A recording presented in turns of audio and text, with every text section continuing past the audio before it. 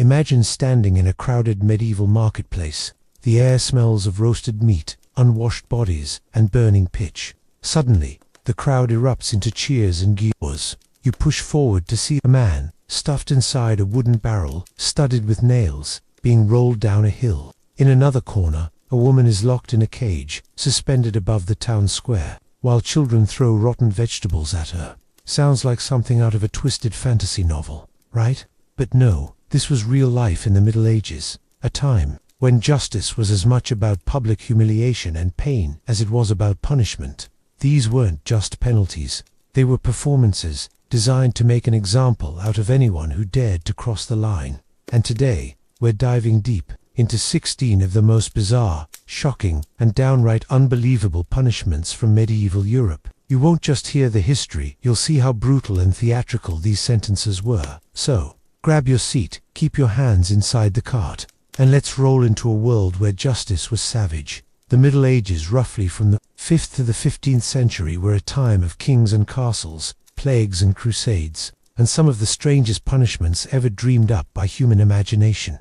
Justice back then wasn't just about stopping crime, it was about showing everyone what happened if you broke the rules. Public squares became theaters of shame and pain, where ordinary people could watch their neighbors, or even complete strangers, get humiliated, tortured, or worse. These punishments often mixed cruelty with a twisted sense of humor. The goal? To make sure the criminal never forgot their crime, and neither did the audience, whether it was a thief, a drunk, or someone accused of gossip. Medieval authorities had a creative way to deal with them. In this journey, we'll explore 16 bizarre punishments that range from the mildly embarrassing to the horrifically brutal. We'll start with the infamous drunkard's cloak, a walking barrel that turned public shame into a mobile spectacle. Then we'll plunge into the murky waters of the cucking stool, where gossips and troublemakers got a soaking they wouldn't forget. And from there, things only get stranger. So, buckle up. By the end of this video, you'll be shocked at how far humans have gone in the name of justice. And maybe you'll be a little grateful you weren't born 700 years ago. Picture this. It's a foggy morning in a small medieval town. Merchants are setting up their stalls. Bakers are pulling fresh bread from stone ovens. And suddenly, the crowd parts to reveal a man shuffling slowly down the cobblestone street. At first glance, it's hard to tell what you're looking at. A barrel with legs. But then you realize, there's a man inside it. This was the drunkard's cloak, one of the Middle Ages' favorite ways to punish public drunkenness. It was simple, humiliating, and impossible to ignore. Authorities would take an empty barrel, cut a hole in the top for the head and 2 on the sides for the arms, then force the offender to wear it like an oversized wooden tunic. The barrel was heavy, awkward, and loud. Every step echoed through the streets. The idea was not just to inconvenience the drunk, but to turn him into a walking spectacle. As he trudged along, people would jeer, laugh, or even throw scraps at him. Children found it hilarious. Adults saw it as a moral lesson, and the town got its entertainment for the day. The origins of the drunkard's cloak can be traced back to the 17th century, though similar walking shame punishments existed. Earlier, records from England, Germany, and even parts of Spain show its popularity. In Newcastle-upon-Tyne, England, there are accounts from 1655 describing soldiers being paraded in barrels for drunkenness while on duty. And make no mistake, this wasn't a quick walk around the block. Some offenders had to spend hours or even an entire day in the barrel, enduring blisters, back pain, and the weight of constant ridicule. Imagine trying to eat, drink, or worse, relieve yourself inside it. The drunkard's cloak worked, because it was a punishment you couldn't hide from. The moment you saw a barrel waddling down the street, you knew exactly what crime had been committed. And for many, the fear of becoming the barrel guy was enough to keep them sober, at least in public. Today, it might look like a comedy prop, but back then, it was a walking prison of shame. Imagine a wooden chair, but not a comfortable one. This chair is bolted to the end of a long wooden beam, sitting beside a pond or river. There's a small crowd gathering, whispering, pointing, and in the chair, a furious, red-faced woman, shouting insults at everyone in earshot. This was the cucking stool, one of medieval Europe's favorite tools for public humiliation. On the surface, it looks like a bizarre carnival ride, but its purpose was deadly, serious, to shame and silence troublemakers, the most common targets women accused of gossiping, scolding, or spreading rumors, crimes that, in the eyes of the time, disturbed the peace. But the cucking stool wasn't limited to women. Fraudsters, cheats, and dishonest traders could also find themselves strapped into this wooden seat of disgrace. Here's how it worked. The accused would be tied to the chair, sometimes with hands bound, and then lifted by the beam over water. The operator, often a local official, would dunk the victim repeatedly, soaking them from head to toe. The crowd would roar with laughter, tossing insults like stones, and if the offender kept shouting back, well, they'd get dunked again and again. The humiliation didn't just come from the dunking. Being paraded through the streets on the cucking stool before reaching the water was part of the punishment. Everyone along the way got a good look at the day's criminal.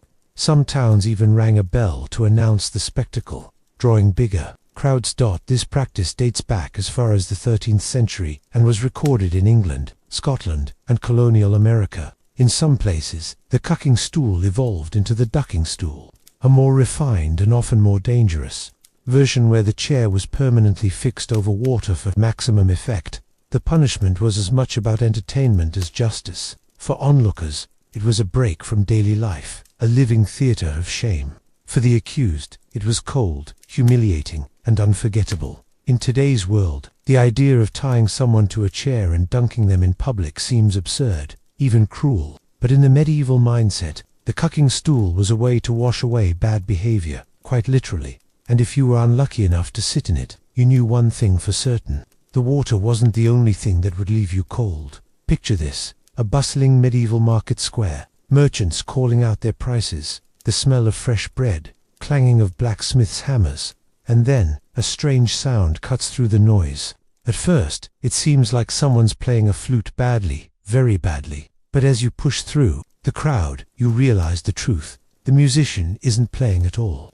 The flute is locked around his neck. This bizarre instrument was known as the shame flute, a punishment designed not to make music, but to make a mockery of the player. Used mainly in 17th century Germany and Austria, it targeted a specific group of offenders: bad musicians, street performers who played off-key, and sometimes even people who disturbed the peace. The flute itself was made of iron, shaped like a long recorder with finger holes and a mouthpiece, but all of it was solid metal. The offender's neck and hands would be clamped into the instrument, so they had to hold it in playing position at all times. It was heavy, uncomfortable, and impossible to ignore. Once locked in, the accused would be paraded through the streets. Onlookers would laugh, jeer, and sometimes toss rotten vegetables. Musicians, real ones, might follow behind, playing exaggeratedly well, just to rub salt in the wound. The punishment wasn't about physical pain, but psychological torment. It told the whole town, this person's music is so bad, it's a crime. The shame flute was also used against petty criminals, thieves, cheats, and drunkards, with the implication that they were out of tune with society. Sometimes, the instrument even had inscriptions mocking the wearer. Punishments could last hours or, in extreme cases, an entire day. By the end, the offender's arms ached from holding the position. Their neck burned from the iron, and their dignity was long gone. Today, the shame flute looks like something out of a dark comedy sketch, but back then, it was deadly serious. In a society where public reputation was everything, being labeled a terrible flutist could follow you for life. And unlike a bad song, this humiliation didn't just fade away. Now imagine a headpiece, not of gold or silk, but of cold, unforgiving iron, shaped like a helmet, with a metal frame that clamps tightly around the skull, and a long plate that juts inward into the mouth. This was the Brank's bridle, one of the most feared tools of humiliation in medieval Britain. Its main target: scolds women accused of gossiping, nagging, or speaking out of turn. The Brank was meant to silence them, literally. The inward plate, often spiked, pressed down on the tongue, making speech painful or impossible. The punishment began in public. The condemned woman would be locked into the Brank, sometimes with an inscription above her head, calling her a chatterer or nuisance. She would then be paraded through the streets, led on a chain like an animal. The crowd's reaction was part of the punishment: laughter, insults, sometimes even spitting. The Brank wasn't just about physical discomfort, it was about destroying reputation. In an age when a woman's honor was tied to her public image, being seen in the Brank could ruin her socially for life. Originating in Scotland in the 16th century and spreading to England, the brank became a symbol of patriarchal control. Some versions were plain, others elaborately cruel, with additional spikes or grotesque masks to amplify shame. Punishment could last from an hour to several days, depending on the crime, and when the brank came off, its victim often carried bruises, cuts, and a deep sense of humiliation, but perhaps more damaging was the silence it forced. Long after the iron was gone, close your eyes and picture this: a dimly lit medieval church, incense smoke curling in the air, priests chanting Latin verses. In the center, a large cauldron of water boils violently, steam rising like the breath of a dragon. Around it, a crowd gathers, not for a festival, but for judgment. This was trial by ordeal, a brutal method of deciding guilt or innocence in the Middle Ages, when evidence was scarce and superstition reigned supreme. The belief was simple: God would protect the innocent and let the guilty suffer. The execution of these trials was anything but merciful. Ordeal by boiling water in one version. The accused would plunge their bare hand into a pot of boiling water to retrieve a stone or ring from the bottom. The priest would then wrap the hand in cloth, and 3 days later, unwrap it to inspect the wounds. If the skin had miraculously healed, it was proof of innocence. If not, the verdict was guilty. Of course, boiling water doesn't heal wounds quickly, so you can guess how often this divine justice worked in the accused's favor. Ordeal by hot iron. An other variant was equally cruel. The accused had to carry a red-hot iron bar for several paces. Again, the burns would be examined after a few days. In theory, God would protect the innocent from injury. In reality, even the most pious hands blistered and burned, but in a society where the church's word was law, this was seen as unquestionable truth. Ordeal by cold water. And then there was the cold water ordeal, a strange reversal of logic. The accused, usually bound with ropes, would be lowered into a deep pool or river. If they sank, it meant the water had accepted them as innocent. They'd be hauled out quickly before drowning. If they floated, it was a sign of guilt, because the pure water was said to reject the sinner's body. You can imagine the terror: sink and risk death, float and face execution. These trials were not just about finding truth, they were public theater. The whole village might gather to witness, whispering prayers or curses depending on whose side they were on. The priest's blessing over the instruments was seen as the final seal of divine involvement. For the authorities, this system had a grim convenience. It placed the verdict in God's hands, absolving them of responsibility. If someone died in the process, it wasn't the judge's cruelty, it was God's will. By the 13th century, skepticism began to grow, especially after the Church officially banned priests from participating in ordeals in 1215. Still, the memory of these trials lingered for centuries, and some communities continued them in secret. To us today, trials by ordeal seem like madness, a tragic mix of faith, fear, and flawed logic. But in the medieval mind, it was the ultimate test. If God is on your side, no fire can burn you, no water can drown you, and if you failed, well, you must have deserved it. Imagine a busy medieval market square. Merchants are shouting prices. The smell of bread and roasted meat fills the air, and then you see it. A wooden frame with 2 large holes, one for the head, 2 for the hands. Locked inside, red-faced under the gaze of dozens of villagers, is today's unlucky criminal. This was the pillory, a punishment designed not to spill blood, but to crush the spirit. Once the accused head and hands were locked into the wooden device, there was no escape until the authorities decided they had learned their lesson. Sometimes it was hours, sometimes days. It wasn't the confinement that made it brutal, it was the audience. People would jeer, mock, spit, and sometimes throw rotten vegetables, dead animals, or even human waste. Children could laugh in your face. Old rivals might use the chance to humiliate you further. The pillory punished both physically and psychologically. Standing still for hours meant cramps and intense pain in the neck and back, and the public shame could follow you for years. Your crime was not just recorded, it was performed. For petty thieves, fraudsters, liars, and cheats, this was a common sentence. But sometimes, even political opponents or outspoken critics found themselves in the pillory. It became a political weapon as much as a judicial one. In some towns, authorities placed the pillory in the most central, crowded location, the market square, on a busy day, ensuring maximum humiliation. In others, it was near the church, so even those coming for worship could witness your disgrace. The crowd's behavior could range from mildly mocking to violently aggressive. There are recorded cases where people pelted pillory prisoners with stones, causing serious injury or death, all while the guards stood by, pretending it was part of the punishment. Medieval society believed shame was a powerful deterrent. If your neighbor saw you being mocked and pelted in public, maybe they'd think twice before stealing that loaf of bread or spreading gossip about the mayor. However, the pillory sometimes backfired. If the crowd liked the person inside, they could turn the event into a protest, cheering the prisoner, giving them food and drink, and even pelting the guards with insults instead.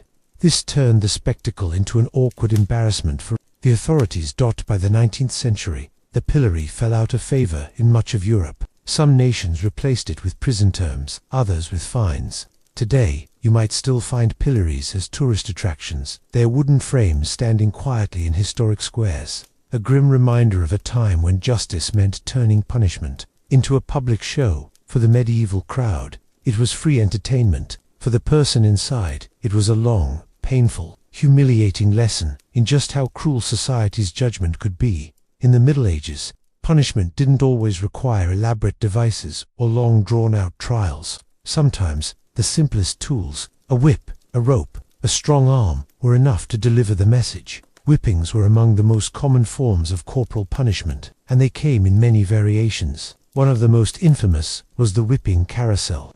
In this method, the offender was tied to a rotating platform or pole. As they spun slowly, the executioner, or sometimes multiple assistants, would lash them with whips or rods. The rotation ensured that every part of the body received its share of pain, leaving no spot unmarked. Another version was whipping at the cart's tail. The prisoner would be tied to the back of a moving cart, shirts stripped away, and whipped as the cart rolled through the town. This wasn't just about inflicting pain, it was about broadcasting the punishment. The moving cart meant more people could witness the humiliation. The crowd could jeer, throw insults, or even join in with extra lashes if the guards allowed it. The number of lashes varied according to the crime and the mood of the judge. Petty theft might mean a dozen lashes. More serious offenses could mean 50, 100, or even more. For some, this was survivable but scarring. For others, it could be fatal due to infection, blood loss, or sheer trauma. Whipping was quick, cheap, and effective from the authorities' point of view. No costly prison stays, no elaborate equipment, just immediate pain and public spectacle. It was also flexible. Markets, crossroads, and castle courtyards all served as makeshift whipping grounds. The sound of the whip cracking through the air could silence a crowd faster than a royal decree. But like many medieval punishments, whippings carried a psychological wound as deep as the physical one. The public humiliation, the visible scars, and the whispered reminders of your punishment could follow a person for life. If medieval punishments were designed to mix pain with humiliation, the wooden donkey was a perfect example. On the surface, it sounds almost harmless, a wooden donkey or beam with a sharp, narrow top. But once you understand how it worked, it becomes clear why criminals dreaded it. The device was basically a long, triangular wooden beam, sharpened at the top edge. The offender was made to sit astride it, just like riding a horse, except instead of a smooth saddle, they were sitting on a painfully thin, cutting-edge dot. To make things worse, heavy weights were often tied to the victim's feet, forcing their full body weight onto that sharp ridge. This caused immense pressure on the inner thighs and pelvis. Sometimes the beam's edge was even fitted with spikes or metal plating to increase the agony. The punishment could last minutes or hours, depending on the severity of the crime and the mood of the authorities. For minor offenses, the prisoner might be placed on the donkey for a short time in the town square, serving more as a humiliating warning. For more serious cases, they might be left until they collapsed from exhaustion and pain. Soldiers, thieves, and even prostitutes were known to face the wooden donkey. In some accounts, soldiers caught misbehaving, drunkenness, desertion, or insulting superiors were made to ride the beam in full view of their comrades as a brutal lesson in discipline. The donkey was also portable enough to be set up in military camps, town centers, or near market squares. Crowds gathered not only to watch, but also to mock and throw insults at the victims. The humiliation was as much a part of the punishment as the physical pain, though it rarely caused death on its own. Prolonged exposure could lead to severe injuries, infections, and permanent damage. Like many medieval punishments, the wooden donkey thrived on one cruel truth: pain fades, but the shame of being seen on it could haunt a person for the rest of their life. In the grim world of medieval justice, there were punishments meant to hurt, some meant to humiliate, and a few meant to terrify on a deeper, primal level. The penna-cowl, or the sack with animals, falls squarely into that last category, a method so cruel and so bizarre that it sounds like something from a nightmare. But for centuries, it was very real. The idea was simple and horrifying. The condemned person would be sewn inside a large sack, along with a variety of live animals. These creatures were not chosen at random. They were often selected for their claws, teeth, and unpredictable temper. Snakes, monkeys, cats, and even dogs have been recorded in historical accounts. Imagine being trapped in darkness, unable to move, with frightened, panicked animals thrashing and biting all around you. The origins of this punishment trace back to ancient Rome's Ponacole, where parricides, those guilty of killing a parent, were sewn into a sack with animals, and then thrown into water to drown. Medieval Europe adapted and twisted the concept, sometimes using it as an alternative execution for severe crimes like treason, witchcraft, or especially despised murders. The process was theatrical in its cruelty. The condemned would be brought into a public square or near a riverbank.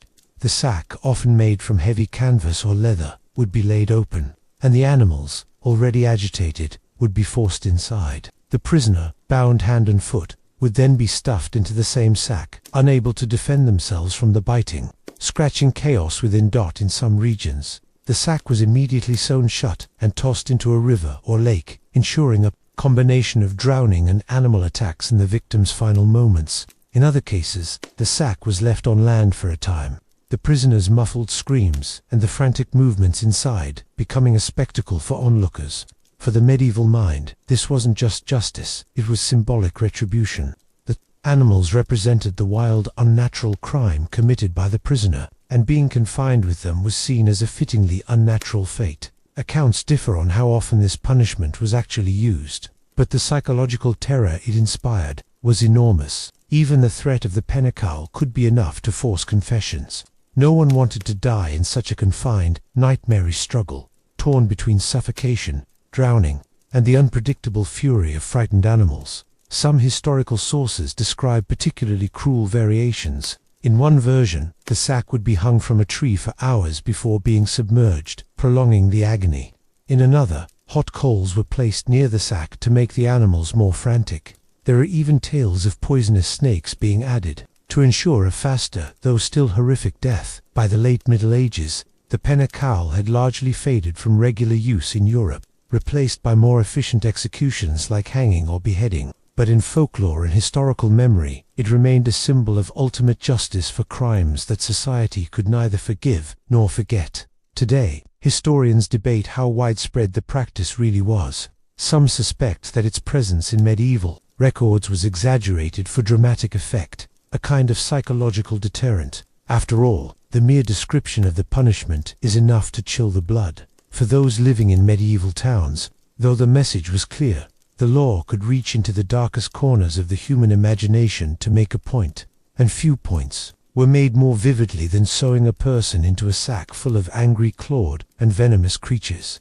then letting nature and human cruelty take its course. The breaking wheel, sometimes called the Catherine wheel, was one of medieval Europe's most feared instruments of death. It was not just an execution device. It was a brutal public performance, a warning to anyone who might think of defying the law. Picture a huge wooden wheel, the kind you might find on a wagon, but reinforced with iron. The condemned would be brought before a crowd, often in the town square, where the wheel stood ready. The air would be thick with anticipation, not just because someone was about to die, but because the method promised a gruesome spectacle. The victim was stripped down, tied to the wheel, and spread-eagled, so that each limb lay across one of the wooden spokes. Then came the executioner, armed with a heavy iron bar or hammer. One by one, he would smash the bones in the arms and legs, working methodically from the feet upward. The blows were not always meant to kill instantly. The idea was to shatter the body while keeping the victim alive for as long as possible.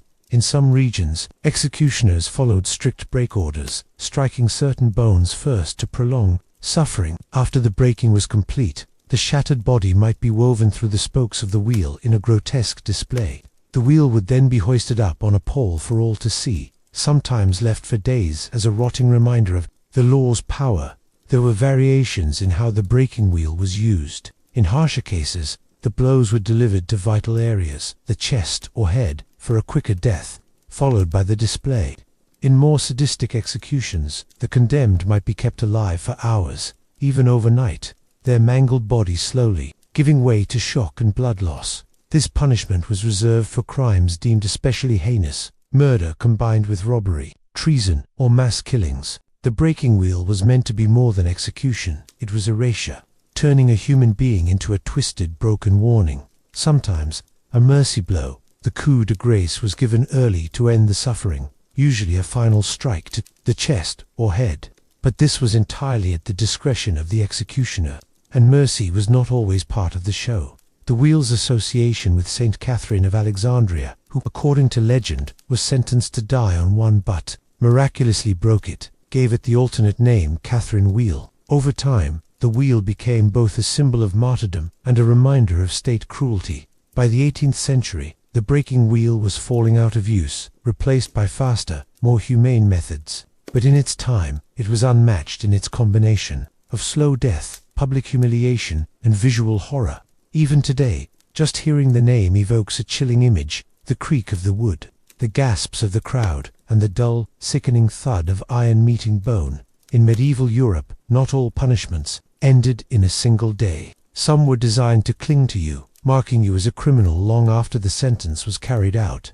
Among these were the iron collar and branding, two punishments that turned a single act of justice into a lifetime of shame. The iron collar, a cage around your neck. Imagine a thick, heavy ring of iron, large enough to fit around your neck but impossible to remove without blacksmith tools. Once locked in place, it became more than just a shackle. It was a permanent billboard, announcing your crime to everyone you met. The iron collar was often forged to size on the spot. Sometimes it was plain, other times it bore engraved words or symbols: thief, murderer, blasphemer. In France, Spain, and parts of Germany, collars might also have spikes or protruding hooks, making sleep and comfort impossible. Wearing the collar didn't necessarily mean you were chained to a wall, though that did happen for certain punishments. Many offenders were simply turned loose, free to walk the streets, but forever marked. Wherever you went, the iron would clink and scrape, catching the eye of passers-by. People might cross the street to avoid you. Merchants might refuse service. Potential employers would take one look and turn you away. For some, the collar was temporary, a month, 6 months, a year. But in the harshest cases, it was for life. That meant the punishment didn't just end, it became part of who you were. The collar turned the criminal into a walking warning sign, an eternal prisoner of their own reputation. The authorities loved this punishment because it required no jail upkeep. It was cheap, effective, and self-enforcing. Society itself became the jailer. In villages and small towns, where everyone knew each other, you couldn't hide from the gossip or the stares. The iron collar made sure of that.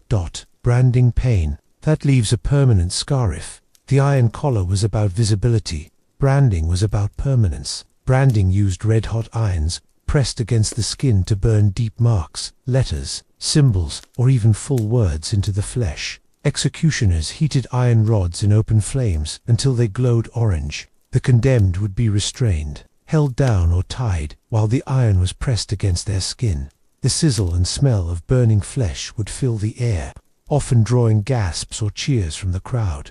The pain was excruciating, but the real cruelty lay in the aftermath. Once healed, the scar would remain forever, pale and raised against the skin. Like the collar, the brand announced your crime to everyone. Only this time, there was no taking it off. Different regions used different marks. In France, An V for voler, thief, and M for meurtrier, murderer. In England, sometimes the letter was carved into the cheek or forehead, impossible to hide without growing long hair or wearing head coverings. The branding iron could also be shaped into a symbol: a cross for heresy, a gallows for robbery, or even the king's initials to mark royal justice. Some brands were placed in areas normally covered by clothing. the shoulder or chest, to be shown only when ordered. Others, especially for repeat offenders, were put in visible places like the face or hand, ensuring that even strangers knew their past. When branding and the collar worked together in especially severe sentences, criminals were both collared and branded.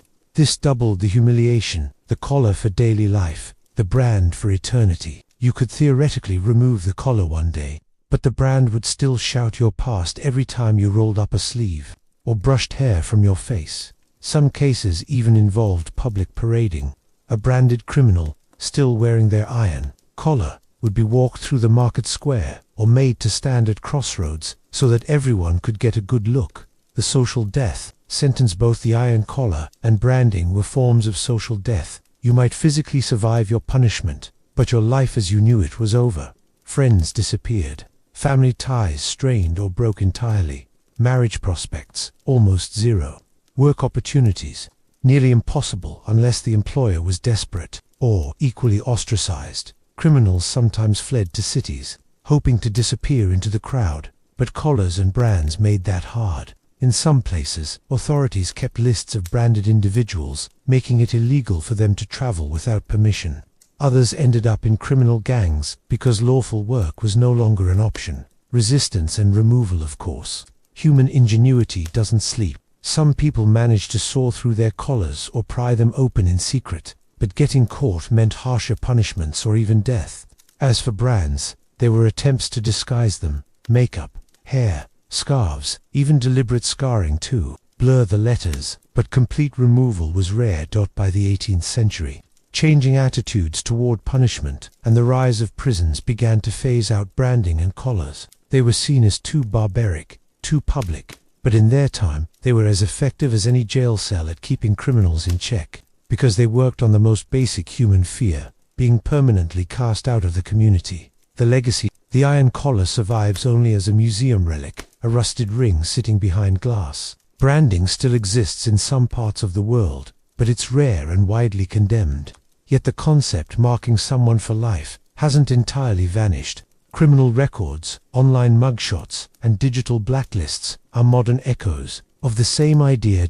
In the Middle Ages, though, the message was simpler and harsher. You can't escape your crime.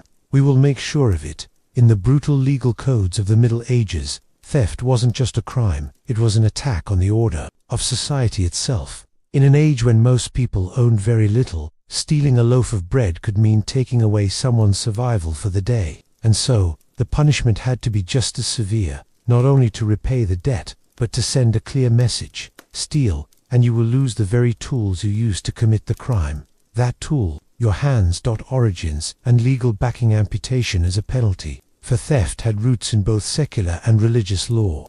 In parts of medieval Europe, the penalty came from ancient Germanic codes and was later reinforced by Christian moral teachings. In Islamic law, based on certain interpretations of the Quran, cutting off the hand for theft was also sanctioned, though with strict conditions. It had to be proven beyond doubt, and the stolen item had to be above a certain value. In England, amputation often came from the Anglo-Saxon tradition of wurgald and corporal punishment, later recorded in the laws of King Canute and the Leges and Ricci Primi. In France and Germany, the penalty was found in local, customary laws. In all cases, the reasoning was the same. If a thief used his hand to steal, he should lose that hand. The courtroom moment when a thief was caught, the trial could be swift. In smaller towns and villages, the local magistrate or reeve presided. Witnesses would be called, the stolen item displayed, and if the case was proved, the sentence was declared: his right hand shall be struck from him. Sometimes, repeat offenders lost both hands. In other cases, the first theft might cost only fingers, the second a whole hand, and the third, well, that might lead to execution. At the public stage, this wasn't a punishment done in private. The amputation was a public spectacle, meant to teach the whole community a lesson. Town criers might announce it a day in advance so people could gather. In larger cities, it could be performed in the marketplace or on a raised wooden platform so everyone could see. The condemned thief would be brought forward, hands bound, often wearing nothing above the waist, so that the executioner had a clear view. A priest might walk beside him, urging him to confess and repent before the act. The executioner's tools: the method of amputation varied. In some places, a heavy sword or axe was used, designed to sever the hand in one clean blow.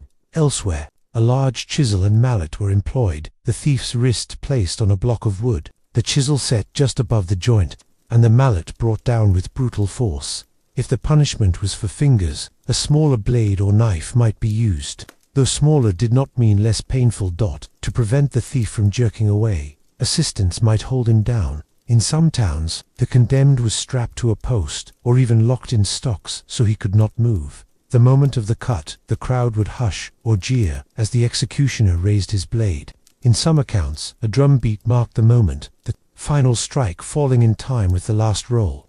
The cut was often followed immediately by the cauterization of the stump, pressing it to a hot iron plate to stop bleeding and, in theory, prevent infection. The smell of burning flesh was inescapable. Others preferred to bind the wound tightly with cloths soaked in vinegar or wine. In an age without modern medicine, the risk of death from infection was high, sometimes higher than the original sentence intended. Symbolism enshrined the punishment was not just physical, it was symbolic. Losing a hand meant losing your ability to work certain trades, to defend yourself, to fully participate in daily life. In a society where survival depended on manual labor, this was devastating. More than that, it was a permanent badge of dishonor. In small communities, everyone knew whose right hand was missing, and why. Even if you moved to another town, the stump spoke for itself. Employers, merchants, even strangers would judge you instantly. In some places, the severed hand itself was nailed to a post in the marketplace as a grim warning to others. Sometimes it was hung over the city gate, a withered relic of justice. The crowd's reactions varied. Some people cheered, believing justice had been served. Others turned away, unable to stomach the sight. There were even cases of the crowd pleading for mercy, especially if the theft was small or the thief was young. But once the sentence was declared, it was rarely reversed. For the authorities, the most important thing was that everyone watching went home remembering the price of theft. Survival. After amputation, those who lived through the ordeal faced a harsh life. Many became beggars, holding out their stumps as proof of their suffering in hopes of earning sympathy. Others turned to organized crime, finding roles where physical strength was less important. A few adapted surprisingly well, learning to use their remaining hand for all tasks. But no matter how skilled they became, they were marked forever.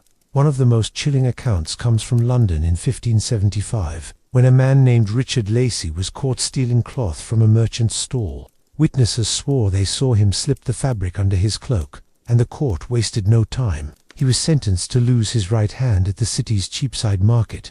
The executioner, perhaps a bit too eager to entertain the crowd, missed his mark on the first blow, hacking into bone and tendon before finishing the cut. The crowd roared, half in horror, half in morbid fascination. The severed hand was nailed to the door of the very shop Lacey had robbed. In France, records from Rouen in the 14th century describe a thief whose right hand was amputated and hung above the town gate for a year, after which it was ceremonially burned during the annual market fair.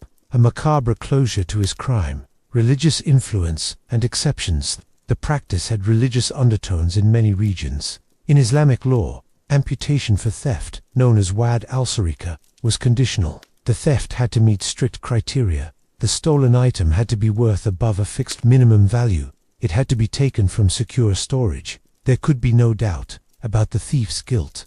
These restrictions meant that in well-governed Islamic states amputation was rare compared to Europe, where even petty theft could sometimes cost you your hand. In fact, historical records from Ottoman courts show more thieves being flogged or fined than amputated, a sign that the theoretical punishment was not always applied in practice. Cultural variations. Scandinavia, in Viking-era law codes, theft could lead to outlawry banishment, but in certain severe cases, especially theft from a chieftain, a hand or foot could be removed.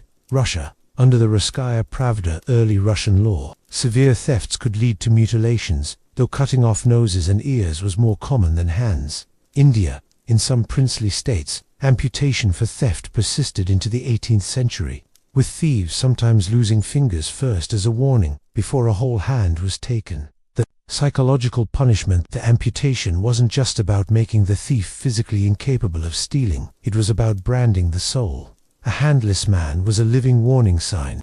You couldn't hide your crime. Every handshake, every attempt to work, was a reminder.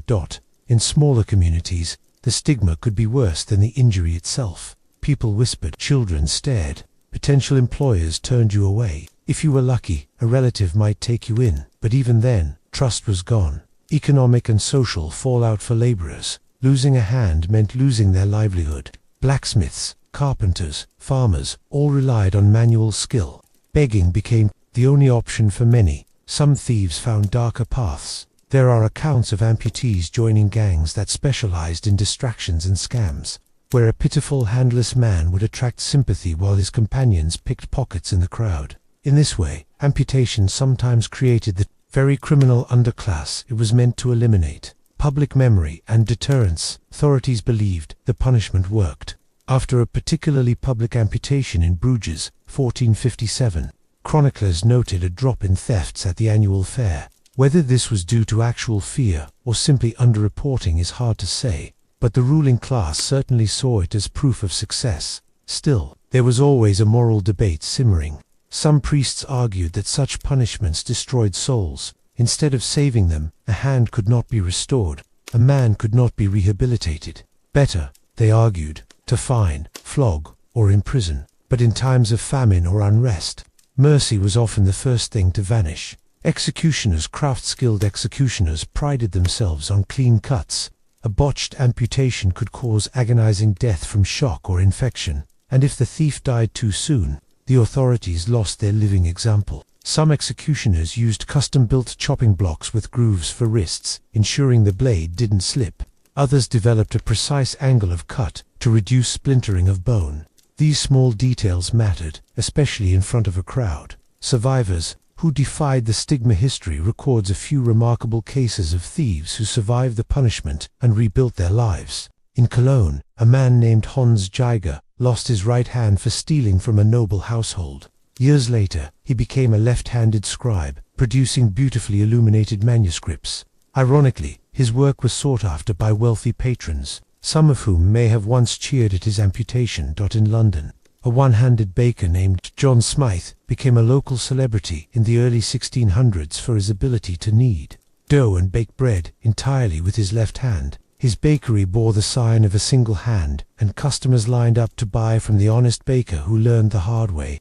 The long decline of the practice. By the late 18th century, Enlightenment thinkers began to attack mutilation as barbaric and ineffective. Philosophers like Cesare Beccaria argued that punishments should be proportional, humane, and aimed at reform, not permanent disfigurement. Gradually, European states replaced amputation with imprisonment or penal labor. In Britain, the punishment lingered in military law for desertion and theft, but was rarely used. In France, the revolution swept away most old corporal punishments in favor of incarceration. By the 19th century, amputation for theft had disappeared from most of Europe, though it continued in some colonial territories, often enforced by local rulers under traditional codes. Modern ecos today, amputation for theft still exists in a handful of countries, under certain interpretations of Islamic law, though international human rights groups condemn it. The debate is no longer about legality but morality, whether the fear of losing a hand truly deters theft, or whether it simply perpetuates cycles of poverty and violence. In a strange twist, medical prosthetics and advanced surgery now mean that a person who loses a hand, even by punishment, can sometimes regain partial function, but the psychological scar remains as deep as ever. The lasting image when we think of medieval justice, the image of a man with a stump where his right hand should be, is one of the most haunting. It condenses the entire philosophy of the age. Crime was an offense against the whole community, punishment was public, and mercy was optional. For the thief, the cut was not the end of the sentence, it was the beginning of a lifetime of visible shame. And for the crowd who watched, it was a lesson written not in words, but in flesh. In the medieval mindset, treason was not simply a legal offense, it was a wound to the soul of the kingdom. Murder might take a life, but treason threatened to unseat the very authority believed to be divinely ordained. Kings ruled by the grace of God. To plot against them was to plot against God himself. That was the logic, and from it was born one of the most feared punishments in human history, being hanged, drawn, and quartered for the condemned. The journey began in the dim belly of a fortress prison in England. The infamous Tower of London was the final holding place for many. The trial, if one could call it that, was swift. In cases of treason, the verdict was often predetermined. Nobles might have their proceedings in the grand halls of Westminster. Commoners were judged in less ornate settings, but the outcome was nearly always the same if guilt was proclaimed: death by the king's pleasure.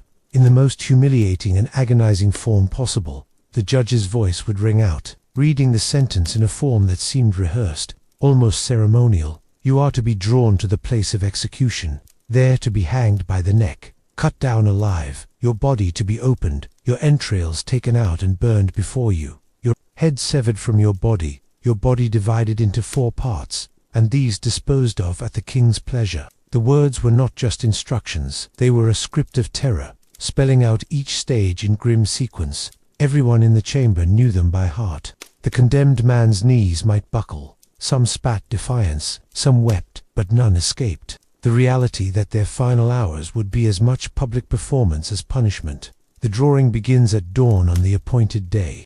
The condemned was bound at wrists and ankles with coarse rope. They were laid flat on a wooden hurdle, essentially a crude sled, and fastened to it. 2 strong draft horses were harnessed to the hurdle, and with a whip crack, they began the slow journey from prison to execution site. This was the drawing. Contrary to popular belief, the term did not refer to disembowelment here, but to the act of being dragged through the streets. It was a calculated humiliation, a living announcement of guilt. The route was chosen for maximum visibility. Narrow lanes spilled into busy marketplaces. Shopkeepers leaned in doorways. Children darted alongside to get a better view. Rotten vegetables, animal dung, and handfuls of mud were hurled at the prisoner. To some in the crowd, this was justice served. To others, a grim spectacle they could not look away from. The prisoner could feel every jolt as the hurdle bounced over cobblestones, the ropes cutting into their skin. Hours could pass this way, and if the king truly wished to make an example, the pace would be intentionally slow. The gallows await. The most famous site for such executions in London was Tyburn, where a permanent gallows stood, visible from a great distance. Merchants set up stalls nearby on execution days, selling meat pies, hot ale, and trinkets. For the crowd, this was entertainment as much as justice. They came early to secure good vantage points. The condemned was lifted off the hurdle, sometimes barely able to stand after the brutal ride. The noose, thick hemp, rough and scratchy, was looped around their neck. Unlike modern hangings, which aimed for swift neck-breaking, medieval hangings in treason cases were meant to suffocate slowly. The executioner, skilled in prolonging agony, tightened the rope gradually. The condemned's feet might still touch the ground, forcing them to strain and gasp as their body weight crushed their windpipe. Sometimes they were hoisted slightly, dangling and writhing. There was no trapdoor, no clean drop, only the slow creep of asphyxiation. The sensations were torturous, a roaring in the ears, vision tunneling into darkness, lungs screaming for air.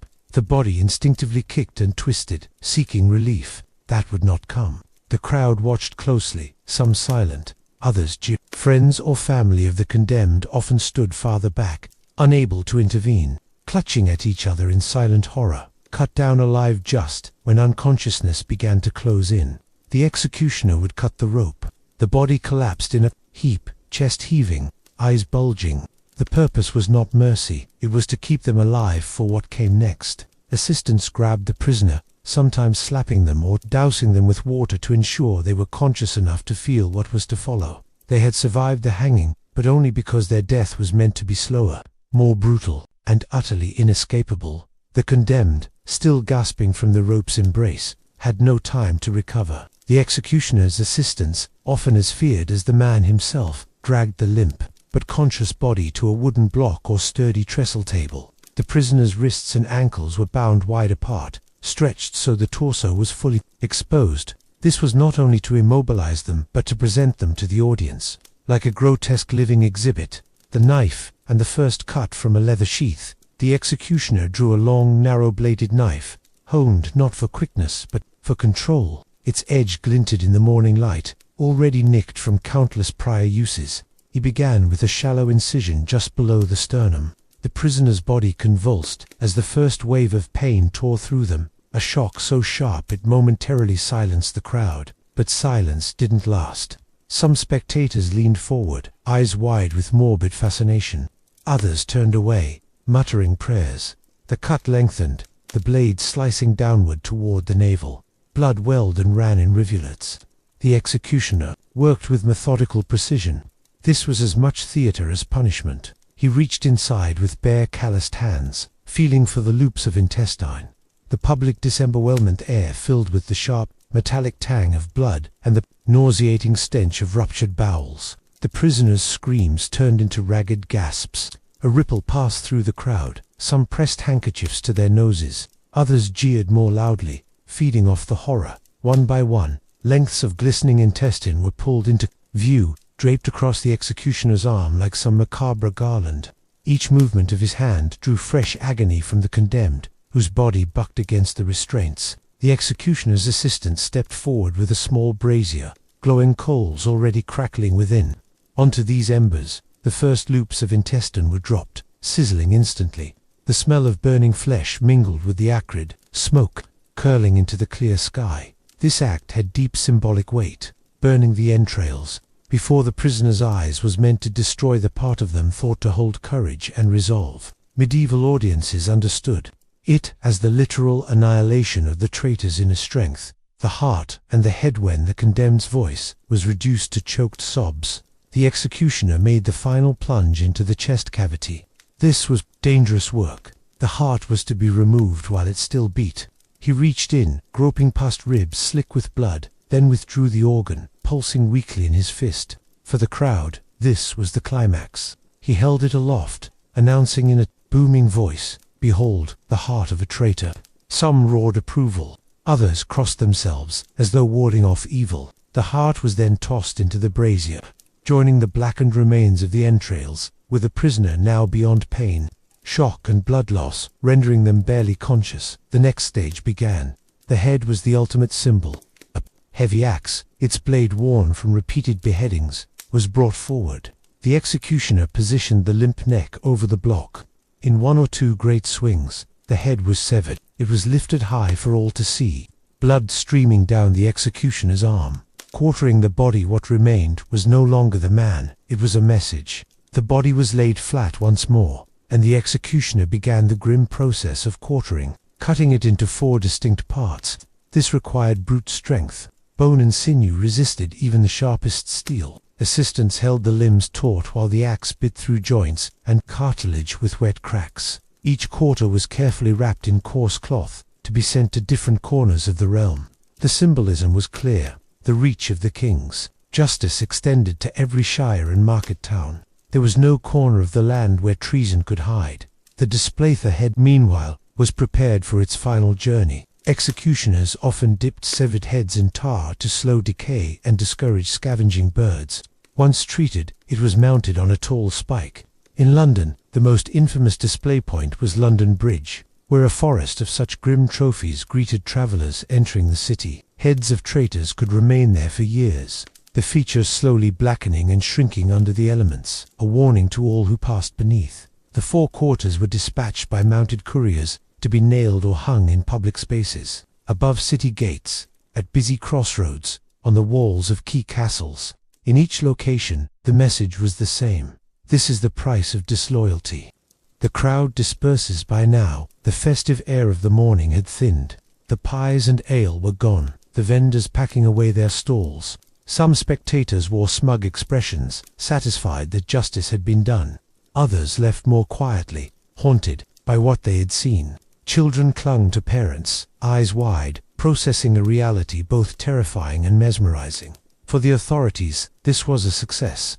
Treason had not only been punished, it had been displayed in a way no one would forget. The entire sequence, from the dragging to the final mounted head, was a form of political theater, to strip the condemned of humanity, to brand their name in infamy, and to cement the king's power as absolute and sacred. Why such cruelty? In the medieval mind, the act was not gratuitous, it was proportional. Treason threatened the life of the realm, and so the traitor's life was unmade in every possible way. Physically, symbolically, spiritually. Hanging alone was too mild. Death had to be worse than death. It was not enough to kill the condemned, had to be erased, dissected, and displayed as a deterrent that outlived them. Even nobles, if guilty, were not spared entirely. While some were granted the mercy of beheading before disembowelment, their remains were still quartered and displayed. The law was merciless, and the spectacle was intentional. The long shadow those who lived in towns where quarters were displayed often spoke of them in hushed tones. The wind would rattle the chains from which the limbs hung. Birds would gather. The smell would drift across marketplaces on hot days. It was a living reminder that the king's justice was always watching. Generations of children grew up walking past these grim relics. The sight burned into memory. Over time, the punishment evolved. By the late 18th century in England, public sensibilities began to shift. Some parts of the process were performed in private, but for centuries before that, the full ritual remained a central pillar of state power, a pageant of terror, designed to keep the machinery of monarchy intact. When most people think of the Roman Empire, they imagine marble temples, mighty armies, and emperors in golden laurel crowns. But beneath all that grandeur was a culture obsessed with one thing: spectacle, the art of giving the crowd something unforgettable to watch. And nothing captured that obsession better than the gladiator games. These brutal contests didn't begin as entertainment.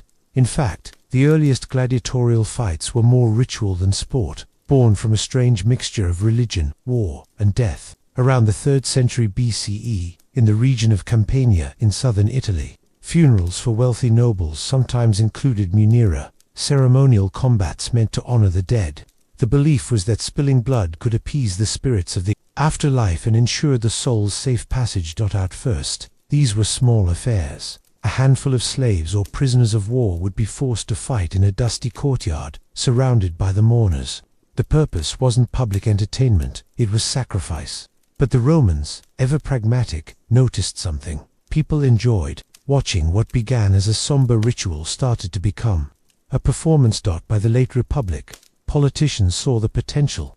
Public games meant publicity, and publicity meant power. Ambitious men like Julius Caesar and Pompey sponsored contests to win the favor of the mob. The funerary origins faded into the background, replaced by a new idea. If you could control the crowd's excitement, you could control the city. At the heart of this system were the gladiators themselves. Men trained not just to fight, but to perform violence. Most were slaves, criminals, or prisoners of war. Some were volunteers, lured by prize money, fame, or simply the promise of a better life than the gutter. They trained in ludi gladiator schools, where every move, stance, and strike was drilled into muscle memory. Fights were rarely chaotic brawls. They were carefully structured duels, matched for maximum drama. Weapons and armor varied by class. A retiarius fought with a net and trident, dancing lightly around his foe. Wore a smooth, rounded helmet to avoid being snagged by that net, closing in with a short sword. There were heavily armored murmelots, agile thresses with curved blades, and exotic matchups designed to pit speed against strength, skill against brute force. But Rome's appetite for spectacle didn't stop at duels. As the empire grew, so did the ambition of its games. Amphitheaters like the Colosseum were built to house tens of thousands, and the shows expanded into multi-day festivals. Gladiator fights might be just one part of a program that included animal hunts, venetions, public executions, and mock naval battles. Now Naumachia, where the arena was flooded to stage ship-to-ship combat.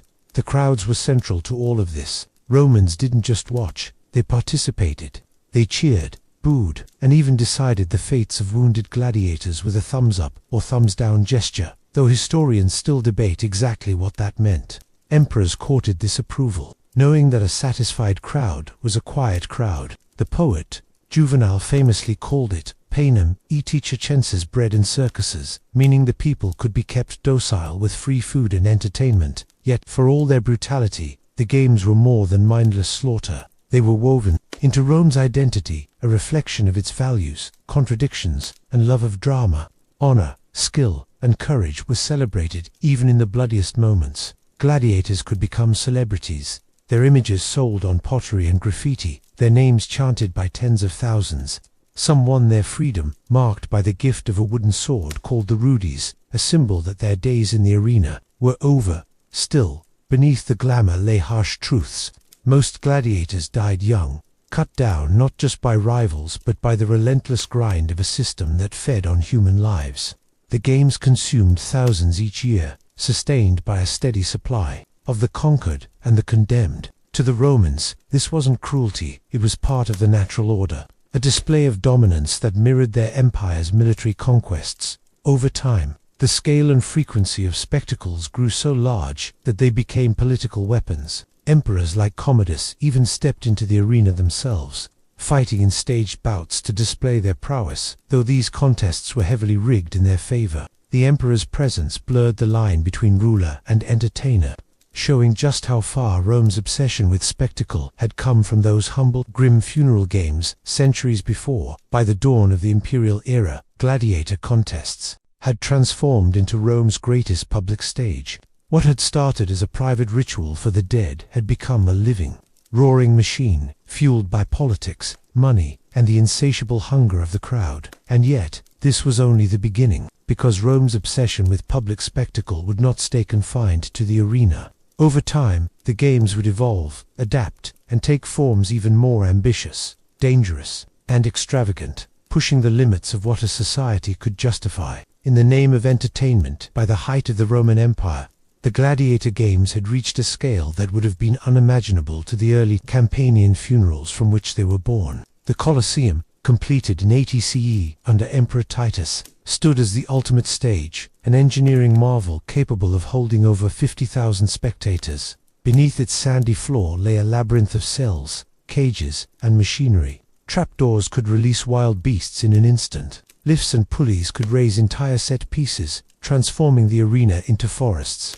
temples, or lakes. The games became a carefully choreographed sequence, designed to keep the crowd engaged from dawn to dusk. Mornings often began with exotic animal hunts for nations, where trained hunters or unlucky criminals faced lions, leopards, elephants, or even crocodiles imported from across the empire. Midday brought the meridiani executions of condemned prisoners, often staged as mythological reenactments.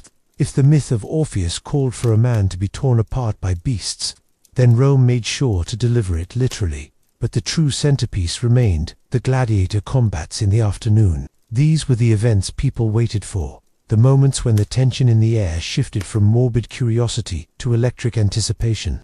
Trumpets blared, the gates swung open, and two fighters entered, not to brawl wildly, but to perform an art form rooted in discipline, stamina, and strategy.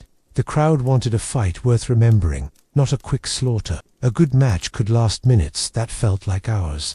Every feint and strike pulling roars from the stands. As the centuries passed, the games grew even more elaborate.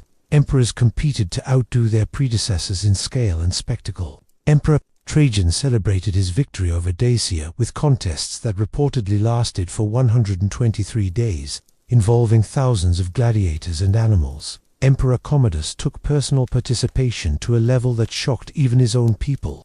Dressed as Hercules, he fought hundreds of staged battles, slaying animals from a safe distance and killing opponents who dared not touch him. To the common citizen, this was either thrilling proof of imperial might or an unsettling sign of excess, depending on one's loyalty. And yet, the games were never just entertainment. They served a political purpose, to remind Rome's people of the power, reach, and control of their rulers. The arenas displayed the wealth of the empire in the form of exotic beasts, elaborate sets, and the sheer logistics of feeding and housing thousands of fighters. They also projected an unspoken message that life was cheap, and Rome's might determined who lived and died.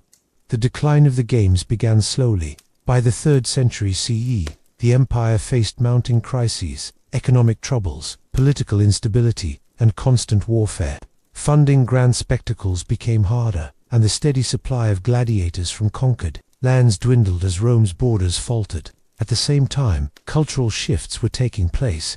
The spread of Christianity began to challenge the moral foundation of the games. Early Christian leaders condemned the bloodshed, urging followers to reject the arenas as places of sin. There are accounts of Christians refusing to attend games entirely, and even stories, perhaps exaggerated, of believers interrupting contests to protest. One famous example is Saint Telemachus, a monk said to have entered an arena to stop a fight, only to be killed by the crowd. His death, according to some sources, inspired Emperor Honorius to ban gladiatorial contests altogether in 404 CE. While the exact details are debated, it's clear that by the early 5th century, the traditional gladiator games were vanishing from Roman life. But Rome's appetite for spectacle didn't disappear. It simply evolved. Chariot racing at the Circus Maximus continued long after the last gladiator laid down his sword, offering a less bloody, though still dangerous form of public entertainment. The culture of public performance,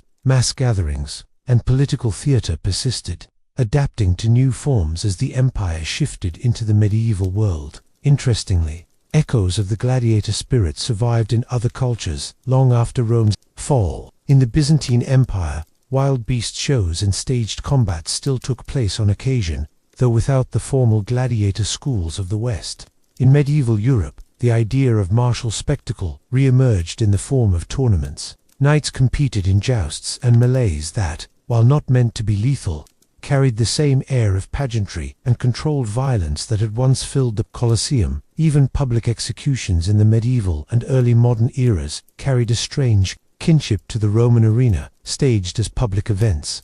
Drawing crowds eager to see justice served in the most theatrical way possible. Humanity's fascination with watching life and death struggles never truly vanished. It simply changed costumes. The legacy of the gladiator games is complex. On one hand, they showcased incredible skill, discipline, and even moments of compassion, as when a victorious fighter spared a fallen opponent at the crowd's urging. On the other, they were fueled by cruelty, exploitation, and a system that turned human lives into disposable entertainment. The fact that gladiators could be both admired heroes and expendable tools says much about the contradictions of Roman society. Today, the imagery of gladiators lives on in popular culture, in films, books, and sports metaphors. The modern stadium, with its roaring crowds and larger-than-life athletes, owes more than a little to the amphitheaters of ancient Rome. While we no longer demand literal blood, the thrill of competition, the drama of a close match, and the emotional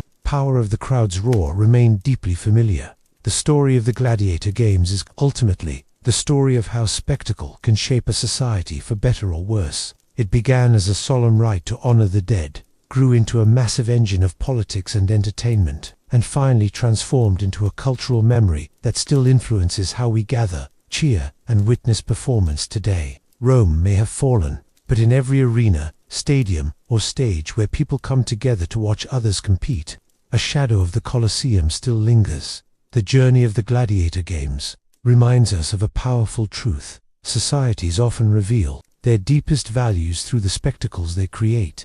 What began as a ritual of respect for the dead evolved into a grand display of power, politics, and human endurance. The Colosseum's roar wasn't just about entertainment, it was a declaration of Rome's strength, unity, and sometimes its cruelty. From humble funeral rites in Campania to the jaw-dropping spectacles of emperors, gladiators became symbols of bravery, skill, and survival against overwhelming odds. Yet behind every clash of swords lay the harsh reality. These were lives bought, sold, and risked for the crowd's pleasure.